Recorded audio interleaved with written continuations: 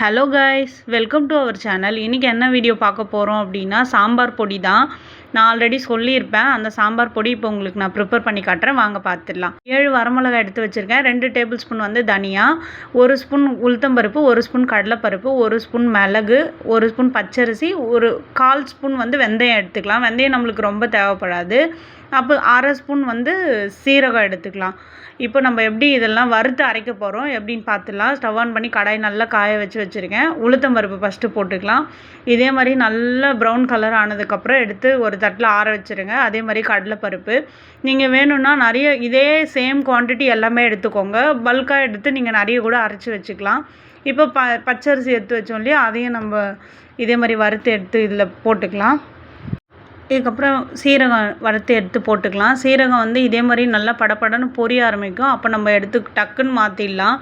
இதுக்கப்புறம் மிளகையும் இதே மாதிரி நல்லா வறுத்து எடுத்துக்கலாம். வெந்தயம் வந்து நம்மளுக்கு ரொம்ப நிறைய போட்டால் கசப்பாக இருக்கும். அதனால் நான் ஒரு 1/4 ஸ்பூன் மட்டும்தான் எடுத்திருக்கேன். அதையும் போட்டு வறுத்து எடுத்துக்கலாம். இதே மாதிரி எல்லாமே தனித்தனியாக வறுத்து எடுத்துக்கோங்க. அப்போ தான் ரொம்ப நல்லாயிருக்கும். இப்போ மல்லியும் போட்டாச்சு. மல்லியும் நல்லா வாசனை வரும். அப்போ நமக்கு வறுந்துருச்சுன்னு அர்த்தம். ஒரு 6 காஞ்ச மிளகா, ஒரு 4-5 இலை கருவேப்பிலை ஆல்ரெடி ட்ரையாக இருக்கிறதே நான் சேர்த்துக்கிறேன். அதையும் வறுத்துக்கலாம். ஸ்டவ் ஆன் பண்ணிவிட்டு கொஞ்சமாக பெருங்காயத்தூள், கல்லுப்பு, மஞ்சத்தூள் போட்டு அதையும் சும்மா அந்த கடாய் சூட்லேயே போட்டுக்கலாம்.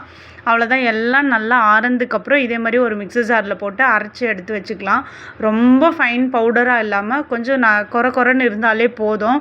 அந்த அளவுக்கு அரைச்சாலே போதும் நமக்கு.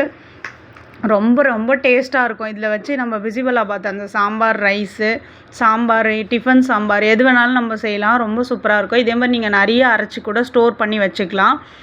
நம்ம சேனல் பிடிச்சிருந்துச்சி அப்படின்னா லைக் பண்ணி சப்ஸ்கிரைப் பண்ணிக்கோங்க. இதே மாதிரி சாம்பார் பொடி அரைச்சி நீங்களே வீட்லேயே எப்படி செய்யுது அப்படின்றதையும் ட்ரை பண்ணிவிட்டு எப்படி இருந்துச்சுன்னு கமெண்ட் பண்ணுங்கள். தேங்க்யூ.